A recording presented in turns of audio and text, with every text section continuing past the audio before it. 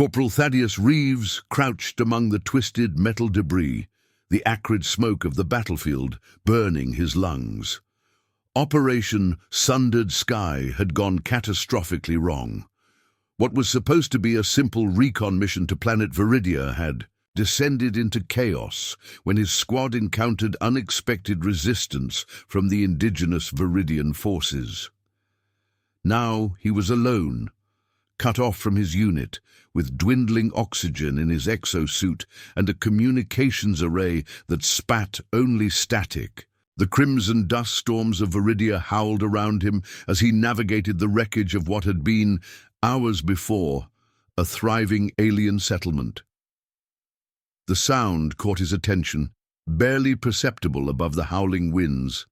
A soft, melodic whimper, unlike anything human vocal cords could produce. Reeves followed the sound to a partially collapsed structure, its alien architecture now a jagged cave of gleaming materials that had no Earth equivalent. That's when he saw her, trapped beneath. A fallen support beam lay a Viridian girl, no older than what would be comparable to a human adolescent. Her iridescent skin, normally shifting in patterns of emerald and sapphire, flickered weakly like a failing light. 3 of her 4 eyes were closed in pain, the 4th trained on him with equal parts fear and resignation. "Easy now," Reeves whispered, though he knew the universal translator in his helmet would convert his words to the melodic tones of Viridian speech. "I'm not here to hurt you." The girl's remaining eye widened, its pupil contracting to a thin vertical slit. You are human," she managed, her voice coming through his translator with an ethereal quality. "Your kind, destroying my home." Reeves moved closer, assessing the damage. The beam across her lower body had pinned her completely. Worse, he could see the viscous azure fluid that served as Viridian blood pooling beneath her. "My name is Thaddeus," he said, removing his tactical gloves to better examine the situation. "What's yours?" "Lysithea," she replied, her bioluminescent markings pulsing with each labored breath. A quick scan with his medical device confirmed what he feared: internal injuries, severe. Without intervention, she had perhaps an hour left. "I'm going to help you, Lysithea," he decided. Military protocols be damned. His squad had been briefed that the Viridians were hostile, primitive, dangerous, yet here was a child dying from a war she never asked for. "Why? Would you help?" she asked, confusion evident as her skin patterns shifted to a questioning lavender hue. Reeves began calculating how to lift the beam without causing further injury. "Because where I come from, we have a saying. Humanity isn't about what species you belong to. It's about what you do when someone needs help." As the storm intensified around them, he activated his exosuit strength amplifiers. War had brought them together, but perhaps compassion could forge a different path. "Hold on, Lysithea," he said, positioning himself to lift the beam. "I'm getting you out of here." The weight of the beam strained against Reeves' enhanced muscles. As he lifted it just enough for Lysithea to drag herself free, her body moved with an otherworldly grace despite the injury, tentacle-like lower limbs contracting as she pulled herself from the wreckage. "Can you move?" he asked, gently lowering the beam once she was clear. Lysithea attempted to rise, but collapsed immediately, her skin flickering to a pale yellow. "Pain," Reeves guessed. His scanner showed her life signs weakening. "I cannot," she admitted. "The resonance is broken." Reeves understood little of Viridian physiology, but he knew advanced field medicine. From his pack, he retrieved a universal coagulant spray and a portable bioregenerator, standard equipment for human soldiers, untested on alien biology. "This might help," he said, applying the spray to her wounds. The coagulant reacted strangely, with her azure blood forming crystalline structures that sealed the injuries. She watched him work with curious intensity. "Humans, we were told you are destroyers, devourers of worlds. Reeves grimaced. Some of us, maybe. Not all.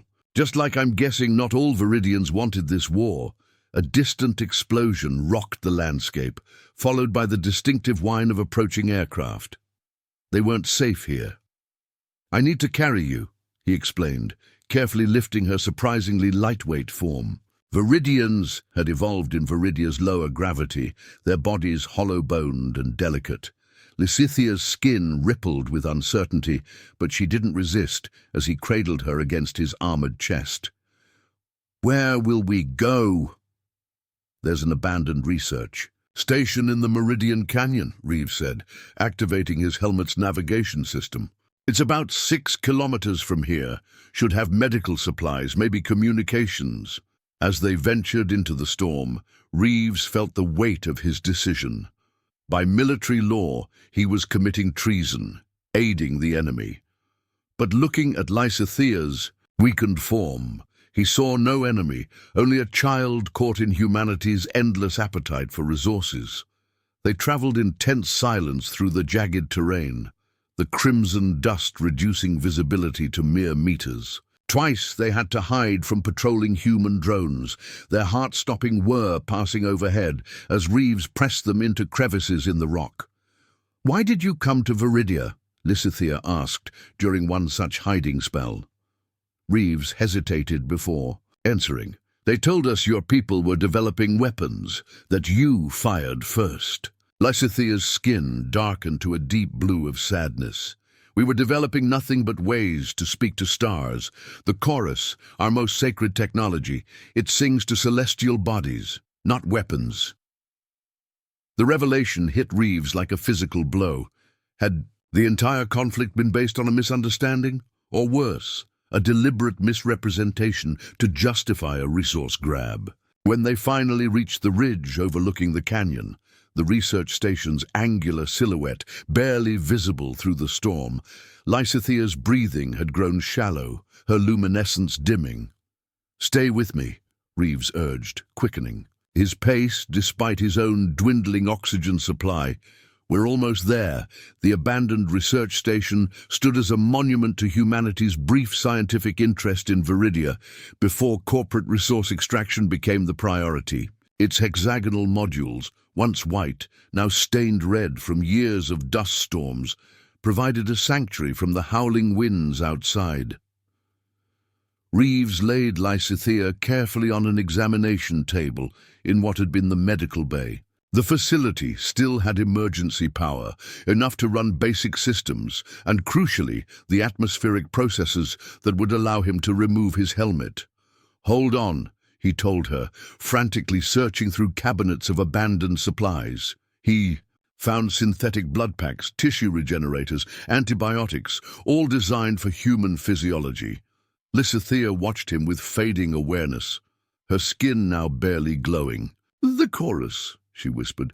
"If I had my resonator." "What's a resonator?" Reeves asked, returning to her side with whatever supplies might help. With trembling movements, Lysithea traced a pattern in the air, a spiral with branching tendrils. "It conducts our life energy, harmonizes with the great song." Reeves had no idea what she meant, but he recognized the desperation in her voice. "Is it a device? Something I could find or make?" Her fourth eye, the only one still open, fixed on him with surprising clarity. Not device, understanding, pattern, frequency. Working on intuition, Reeves connected his helmet's audio system to the station's speakers. "Can you sing it, this chorus?"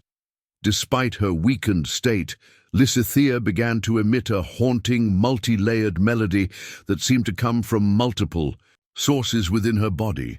The sound filled the room, resonating at frequencies that made Reeves' teeth ache and his vision blur. On impulse, he activated his scanner, displaying the sound waves on its holographic interface. The pattern was extraordinary, mathematical in its precision, with fractal complexities that seemed to fold in upon themselves. "This pattern," he said, pointing to the display. "Is this what you need?" Lysithia's eye widened. Yes, amplify, resonate with me. Reeves was no xenobiologist, but 6 years in the Terran Corps had taught him to improvise. He connected his scanner to the station's power system, boosting its output. Then, using a surgical laser at its lowest setting, he calibrated it to vibrate at the exact frequency of Lysithia's song. When the beam touched her wounded body, something miraculous happened. Her azure blood began to glow, the crystalline structures formed by the coagulant reorganizing themselves into intricate patterns that matched the song's waveform. Slowly, tentatively, color returned to Lysithia's skin. Not the sickly yellow of pain, but vibrant emerald and sapphire patterns that pulsed with renewed vitality. It's working, Reeves breathed, maintaining the laser's position as Lysithia's song grew stronger. Outside, the storm intensified, battering the station with debris. A proximity alarm blared. Something was approaching. Or someone. We need to move soon, Reeves warned, checking the perimeter cameras. But not until you're stronger. As Lysithia's healing progressed, she reached out with a slender six-fingered hand to touch his arm. You have heard the chorus now, she said, her voice clearer. Few humans ever have. Reeves nodded, a strange sense of privilege washing over him. What does it mean? This great song you mentioned. It is how we connect, she explained, to each other, to life, to universe. The chorus is our collective consciousness, and you, Thaddeus Reeves, are now part of it. Dawn broke over Viridia's horizon, casting the landscape in shades of amber and gold as the storm finally subsided. Inside the research station, Reeves watched in fascination as Lysithia hovered in meditation, her body suspended a foot above the floor, all 4 eyes closed. In concentration, the healing had progressed remarkably through the night. What had been mortal wounds were now faint patterns on her iridescent skin, like opalescent scars that shifted with her movements. The chorus flows strongly here, she explained, slowly descending to stand on her lower tentacles again. This place was built on a nexus point. Your scientists must have sensed it, even if they didn't understand. Reeves nodded, checking his tactical display. His squad would be searching for him by now, assuming he'd survived. The station's communications array remained silent. He'd disabled it to avoid detection. Lysithia, he said carefully. I need to understand what's happening on Viridia. My superiors told us your people attacked our survey teams unprovoked. Her skin rippled with what he now recognized as indignation. The opposite. Your survey teams began drilling into sacred chorus nodes, like severing limbs from a living body. We tried to communicate, to explain, but they wouldn't listen. She approached a wall terminal, placing her palm against it. To Reeves's astonishment, the ancient system activated, responding to some energy emanating from her touch. Images appeared, geological surveys, but with overlaid patterns that pulsed and shifted. These are the chorus lines, what you might call ley lines, energy pathways that connect all life on Viridia. Her voice took on an instructor's patience. When your corporations drill, they rupture these connections, cause pain to all Viridians who hear the chorus. Reeves studied the display, military training giving way to genuine curiosity. These energy patterns, they match what my scanner recorded from your song. Yes. Lysithia's skin brightened. You understand more quickly than most humans.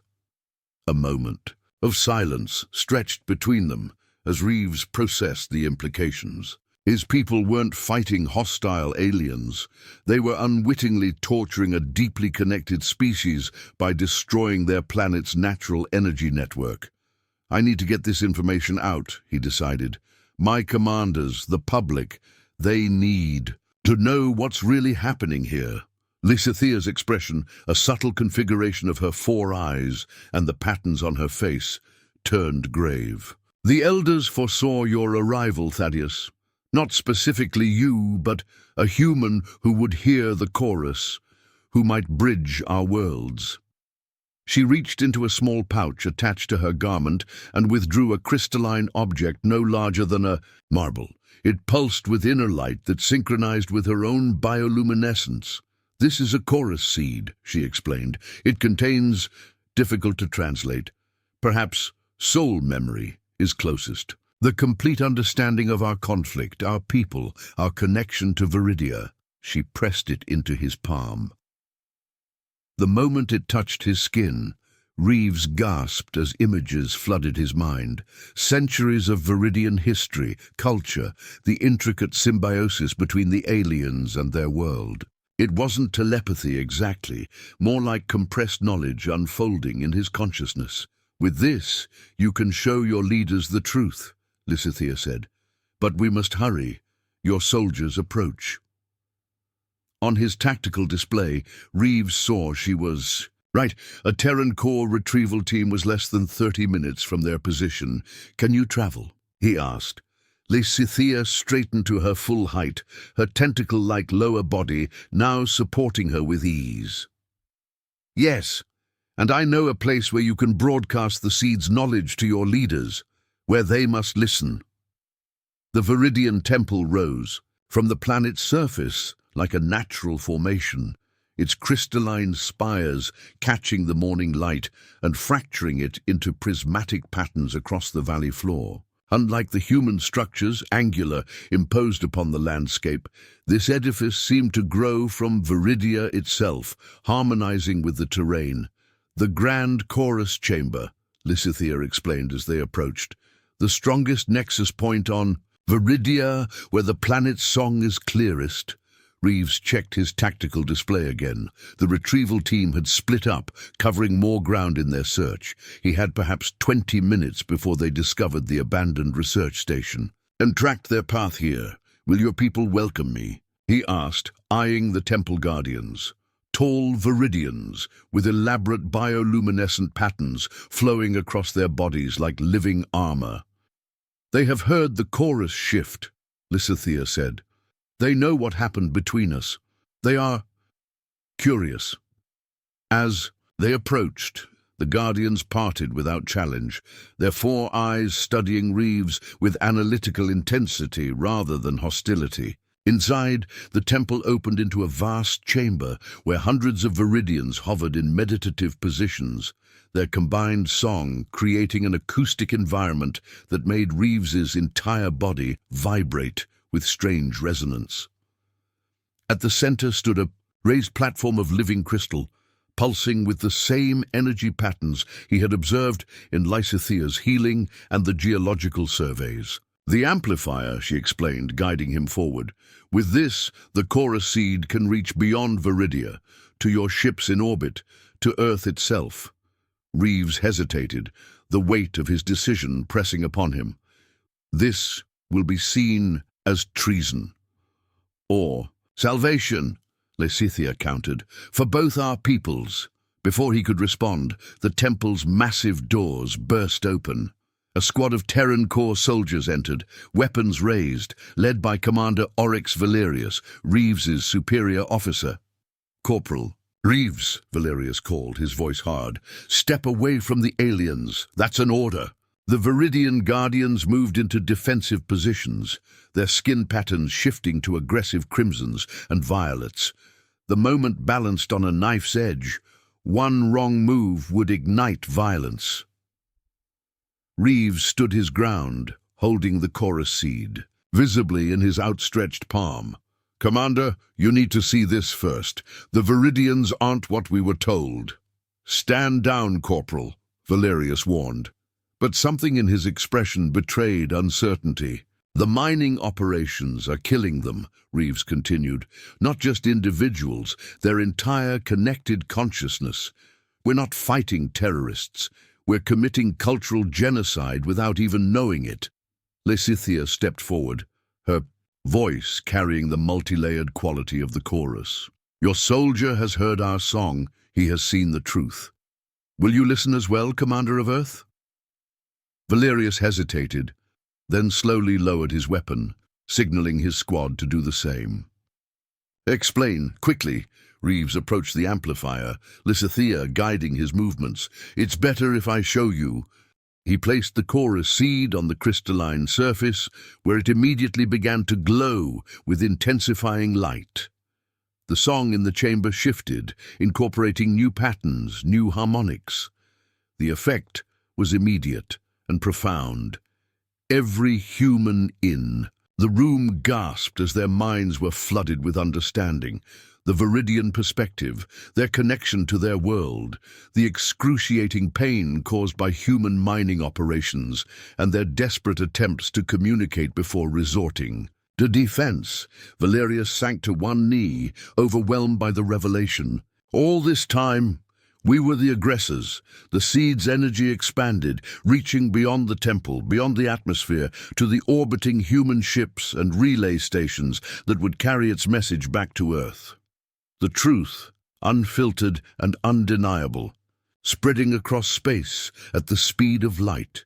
In the aftermath, as the seed's energy subsided, Reeves found himself standing between two worlds, his human commanders processing their newfound understanding, and the Viridian elders who had now emerged from their meditative states to witness this unprecedented moment. "What happens now?" he asked Lysithea, whose skin glowed with a serene blue he'd never seen before. "Now," she said, taking his hand in her six-fingered grasp, "we begin the true chorus, one that includes human voices." Commander Valerius approached, his expression transformed. "Corporal Reeves, I'm issuing new orders. You're to remain here as our liaison. Help us make this right." From orbital satellites, witnesses would later describe how Viridia itself seemed to glow that day, visible patterns of light spreading across its surface in harmonious waves. Scientists would spend decades studying the phenomenon they called the Viridian Accord, the first true symbiotic relationship between humanity and an alien civilization. And it had begun with one dying alien girl, one human soldier, and a choice to see beyond differences to the universal song that connected all living things. Far across the galaxy, other civilizations took notice. Humanity, it seemed, might be ready to join the greater chorus after all.